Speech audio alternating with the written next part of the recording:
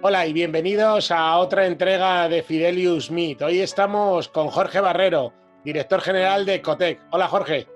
Hola, buenas tardes, ¿qué tal? Pues nada, Jorge, es un placer porque en Fidelius lo que queremos hablar concretamente siempre son sobre temas de gestión de la innovación y cómo este país, España y el mundo en general, ¿no? Podemos salir más reforzados de una oportunidad como esta pandemia que estamos viviendo y claramente muchos creemos que será en torno a los valores del emprendimiento y la innovación, ¿no? Para todo el gran público que nos escucha en este videoblog y podcast sobre qué es la gestión de la innovación y la innovación en España, Cotec está jugando un papel muy importante. ¿Nos podrías decir qué es Cotec? Bueno, antes de nada, muchísimas gracias por interesarte por el trabajo que hacemos. Hace muchísimos años que tengo el placer de charlar contigo sobre innovación en otras vidas previas y en esta etapa en la que yo pues trabajo para la Fundación Cotec, tengo que decir que desde los tiempos en los que tú y yo empezábamos a conversar sobre alta tecnología, sobre la importancia de la biotecnología en particular, eh, estando en Cotec no solamente constato el valor de la alta tecnología y de la ciencia para el impulso de la sociedad, sino también eh, el carácter ubicuo de la innovación mucho más allá de la tecnología, ¿no? Nosotros decimos que Cotec eh, eh, define la innovación como todo cambio basado en el conocimiento que aporta valor. Y todo cambio no es solo cambio tecnológico, todo conocimiento no es solo conocimiento científico y todo valor no es solo valor económico. Por tanto, desde esta organización, digamos que todos estos fenómenos de alta tecnología, de innovación basada en ciencia, los consideramos centrales y el corazón de un sistema, pero que es muchísimo más amplio. Hay innovación no tecnológica, es la más habitual, de hecho, en la mayoría de las organizaciones. Hay conocimiento no científico, incluso detrás de algunos grandes proyectos muy conocidos y que son ahora mismo emblemas de la innovación, hubo en su momento poco conocimiento científico. Nadie va a negar que ahora mismo Facebook seguramente tiene una plantilla de ingenieros y de científicos muy potente, pero quien la fundó no necesitó ningún doctorado para hacer Facebook, ni siquiera había acabado la carrera universitaria. ¿Significa eso que no tuviera un conocimiento eh, poderoso y capaz de transformar el mundo? No, lo tenía, era un conocimiento tácito de la realidad, supo entender mejor que nadie. Mark Zuckerberg supo entender mejor que nadie las oportunidades que podía ofrecer una red social y lo hizo sin necesidad de tener una aproximación científica al problema, ¿no? Al inicio. De la misma manera, también cuando hablamos de valor, pues restringir el valor a valor económico pues es perder de vista aspectos esenciales incluso de la propia sostenibilidad de las compañías, ¿no? El valor tiene que estar sobre todo enfocado a las personas y al valor y a las sociedades, ¿no? Y por tanto, pues como te decía, desde Cotec, de alguna manera, pues asistimos a todo este ecosistema, observamos y tratamos de promover también comportamientos en el sistema de innovación en España. La verdad es que habéis sido capaces de Cotec hacer ver a la gran sociedad que la innovación está al alcance de casi todos, que ese casi todavía, sobre todo las micropymes, lo tienen un poquito más complicado, pero también tenéis proyectos que a lo largo de la charla vamos a intentar hablar también de esos proyectos también para el medio rural y para micropymes, centrándonos todavía en los grandes números de la innovación en España. ¿Cómo ves tú el sector de la innovación, que ya empieza a ser un sector como tal, como ya se podría tratar como tal? ¿Dónde le ves sus mayores fortalezas y sobre todo dónde estáis analizando en Cotec que deberíamos poner mayor incidencia y apuesta Ah, desde el Estado? bueno, como el término es tan amplio y tan difuso como te lo he descrito, pues es fácil entender que no está bien medido en general, ¿no?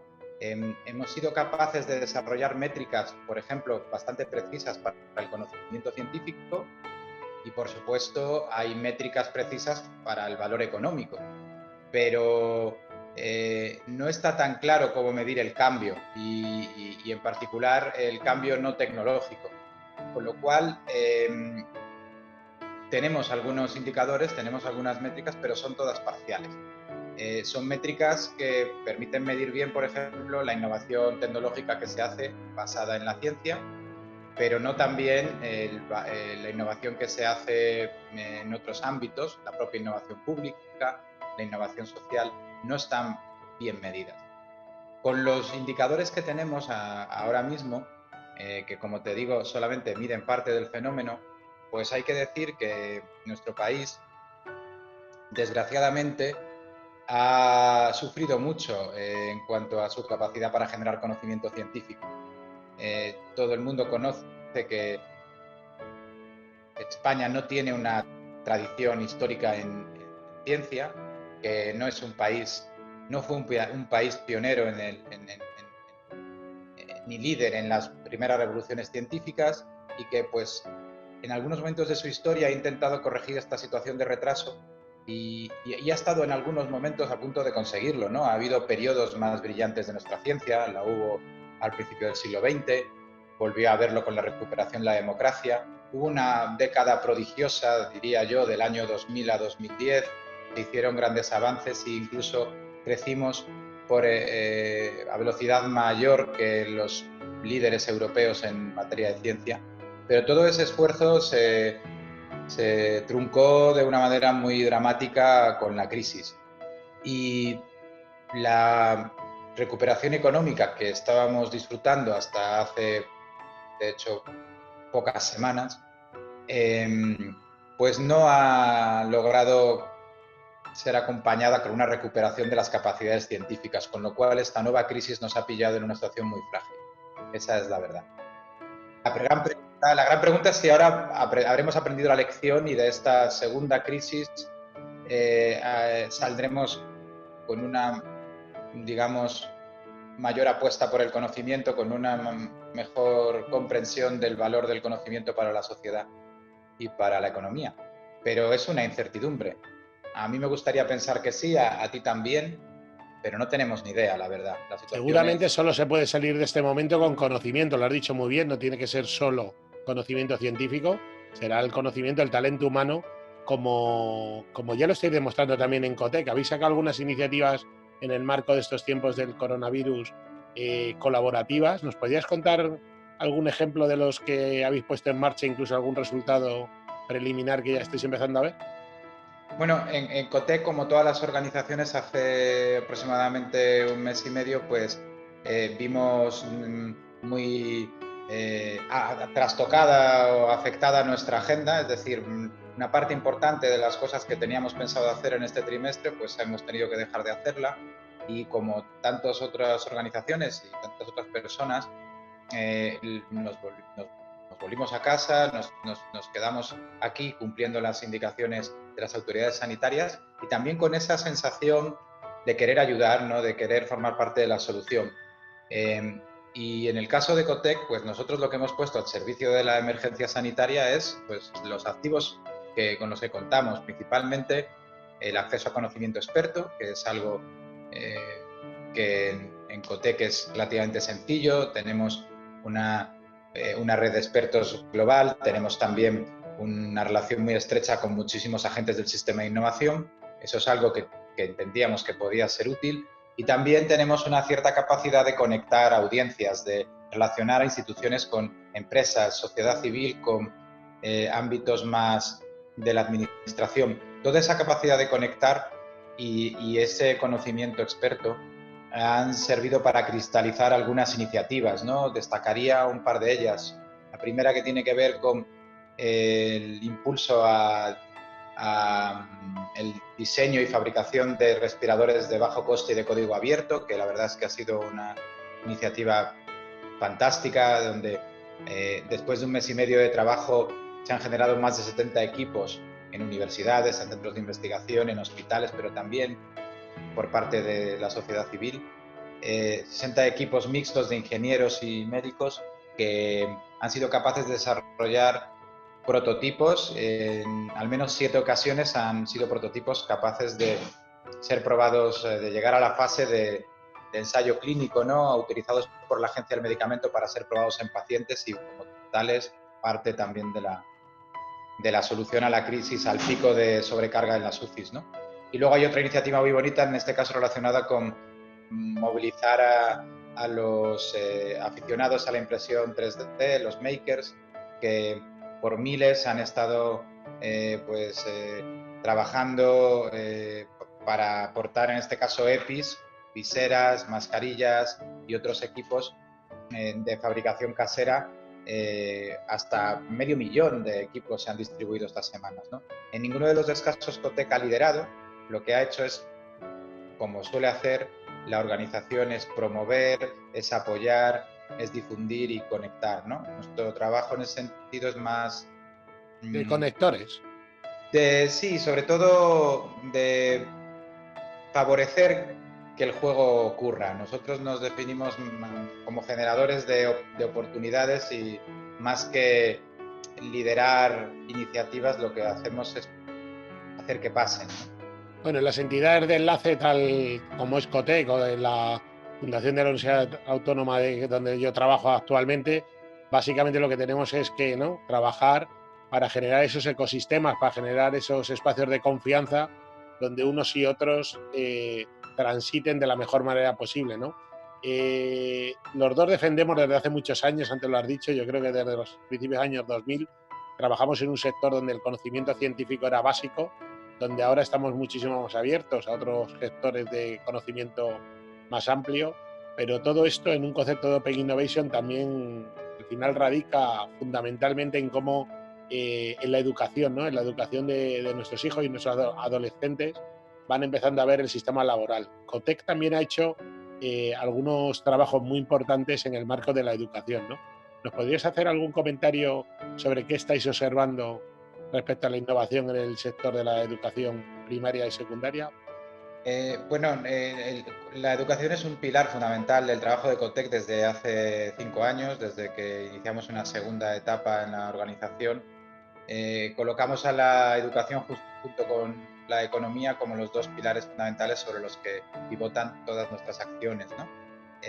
Siempre decimos que hay una, digamos, dualidad entre innovación y educación. Hablamos de que es importante innovar para educar y ahí estamos viendo, observando estos meses la importancia, por ejemplo, de innovación tecnológica ahora que nuestros hijos están en casa, cómo están pudiendo mantener su aprendizaje gracias a herramientas de educación digital, ¿no? Hablamos de innovar para educar, pero también de educar para innovar, ¿no?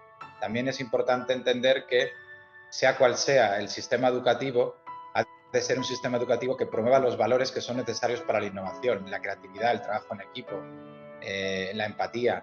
Son aspectos, además, de nuestra mente que difícilmente van a ser superados por las máquinas en el corto plazo, con lo cual esto también nos devuelve a los elementos más humanos de nuestra educación, ¿no? Nosotros nunca apostaremos por un modelo de innovación que no sea humanístico en ese sentido. Creemos, de hecho, que la innovación es de las cosas que nos distinguen del resto de los animales. Y por eso también, pues entendemos que una organización que se dedica a la innovación también tiene que estar muy pendiente de aspectos educativos. En particular, en la pandemia acabamos de presentar un informe muy amplio y profundo, orientado a la toma de decisiones políticas, con 5 posibles escenarios de vuelta a la educación presencial, ¿no? Estamos intentando ver cuál es el impacto económico y también el impacto educativo de 5 diferentes escenarios en función de cómo se desarrolla esta pandemia. Son, como te digo, son estudios que nosotros en Cotec ponemos a disposición de las autoridades educativas. Esta idea de favorecer el cambio sistémico. Estudios muy útiles y que leemos con mucho interés siempre que publicáis algunos de ellos. Me gustaría también centrar, como he dicho al principio de la entrevista, o de la conversación, me gustaría centrar el tema también en el mundo rural. Yo creo que una de las cosas que Cotec ha hecho especialmente bien en los últimos tiempos, es no olvidarse de esa España vaciada, de ese mundo rural que necesita de mucha innovación. A lo mejor no estamos hablando de esa innovación de alta tecnología, que también en muchos casos, pero sí sobre todo cómo la creatividad humana, el talento humano, es capaz de ponerse al servicio de esos territorios que a veces los entendemos como los más desfavorecidos, pero muchas veces cuando miramos en la esencia real son territorios muy favorecidos, pero hay que poner en valor sus activos, ¿no? ¿Cómo lo veis desde Ecotec la innovación en el medio rural? Bueno, como tú indicas, es algo que no nos ha pasado desapercibidos. De hecho, en esta idea tan inclusiva de innovación, yo diría que prácticamente cualquiera que esté ahora mismo tratando de sobrevivir en el medio rural es porque de una manera u otra es innovador, ¿no? Porque las condiciones del entorno son sumamente desfavorables y por tanto solo aquellos que tienen una capacidad de reinventarse pueden ahora mismo llevar una vida en el entorno rural, ¿no? En ese sentido, pues hay muchas cosas que quizá las propias ciudades podamos aprender del entorno rural. Hay una parte también de tecnología que llevar del entorno urbano al medio rural, esto es indudable, y la conectividad y otras oportunidades que las ciudades tienen deberían estar a disposición de los habitantes de los pueblos y de las aldeas, ¿no?, de España. Pero además también hay aspectos de la vida rural que a lo mejor deberíamos incorporar en el día a día de las ciudades. Y de hecho, la propia pandemia es también una cura de humildad, ¿no? En ese sentido, porque es bastante evidente a día de hoy que determinadas prácticas vitales que son habituales en las grandes ciudades son factores de riesgo para la transmisión de enfermedades. Lo cual, bueno, pues, quizá en el mundo este que nazca después de la crisis, pues habrá un cierto reequilibrio también de esa distribución del ser humano, ¿no?, en la gran ciudad, ¿no?, que estaba siendo una tendencia contra la que era muy difícil luchar, ¿no? Todos los informes de la prospectiva hablaba de que a finales de esta década el 80% de los seres humanos vivirían en megaciudades. Pues no lo sé, quizá hay algo que matizar ahí, ¿no?, en ese pronóstico. Cuando decía yo al principio de esta conversación que esto es una oportunidad, pues obviamente no se nos puede olvidar los miles y miles de fallecidos que ha habido en esta crisis, de los cuales guardamos todo el respeto y pues estamos con nuestro pesar. Sabemos todas las empresas y todas las familias que van a sufrir la crisis económica y social, pero estoy contigo que es una oportunidad en el sentido de que muchas cosas que hemos hablado poco de la sostenibilidad, pero también podríamos hacer alguna referencia a ella. Muchos procesos empezaban a ser insostenibles, o sea que ya era eso de vivir en estas macrociudades generaban unas externalidades tan negativas para, sobre todo para los temas del medio ambiente y la sostenibilidad, que no tenían, que teníamos que buscar una salida. Tal vez esta crisis nos hace, como estoy totalmente de acuerdo contigo, ojalá salgamos más humildes, salgamos sobre todo pensando que no solo nosotros, no solo de nosotros depende el futuro de que nos queda por delante, y que ojalá en la medida que podamos, pues empecemos a pensar también en el medio rural, que muchas de esas soluciones, pues que estos atascos que sufrimos los de las ciudades grandes todos los días, que casi ya llegas cabreado a tu trabajo y tal, pues que a lo mejor no es necesario. Estamos ahora viviendo el tema del teletrabajo y bueno, vemos que se pueden hacer cosas, que se pueden sacar, y obviamente las culturas latinas, pues es muy importante también verse, tocarse, tomarse una cerveza, pues también, y que ojalá después de la crisis podamos hacerlo. ¿Vosotros tenéis alguna perspectiva ya hecha de dónde, qué puede pasar en el corto plazo de gran impacto, al menos en el marco de la innovación?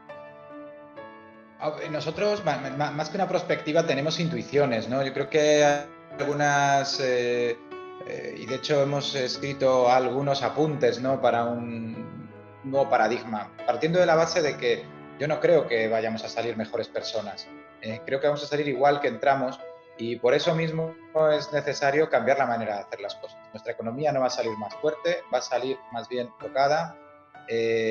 No soy en ese sentido, no soy optimista en cuanto a la capacidad que tenga la crisis por sí misma de regenerarnos. Lo que sí es cierto es que esto es como apagar y volver a encender el ordenador. Puedes hacerlo de manera apresurada y sin mirar las razones por las que se te había bloqueado, o encenderlo a prueba de fallos, ¿no? Que no solemos hacerlo porque no nos suele dar la vida, pero sería la manera correcta de volver a encender.